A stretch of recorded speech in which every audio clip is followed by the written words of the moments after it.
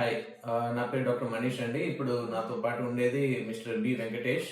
తను ఒక software engineer.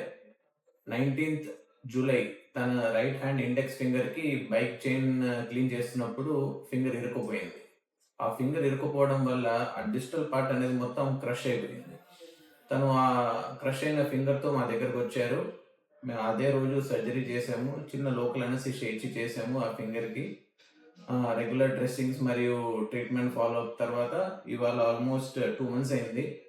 1 month అయింది. 2 1 మంత్స్. ఆల్మోస్ట్ 2 మంత్స్ అయింది. అండ్ ఇవాళ తన ఫింగర్ ఇప్పుడు ఇలా ఉంది. సో, మరి ఆల్మోస్ట్ 70% గోర్ కూడా వచ్చేసింది. And he is very happy. So, Venkatesh నువ్వేమని చెప్పాలనుకుంటున్నావా? Sure sir. యాక్చువల్లీ నేను లోకల్ హాస్పిటల్‌కి రీచ్ అయినా. నాకు ఇంజ్యూరీ అయిన రోజు on the day which I have got injured. అక్కడ నాకు డాక్టర్స్ గాని ఎవరు నేను రీచ్ ఔట్ అయినా. 2 హాస్పిటల్స్‌కి రీచ్ ఔట్ అయినా. డాక్టర్స్ నాకు హోప్ ఇవ్వలేదు. గోర్ రాదన్నారు. ఇక ఇంతే కొంచెం మొండిలాగా అయిపోతది. ఇట్లా మళ్ళీ రాదని చెప్పారు. బట్ నేను తర్వాత సార్ గురించి గూగుల్‌లో సెర్చ్ చేసి, యూట్యూబ్‌లో చూసినా.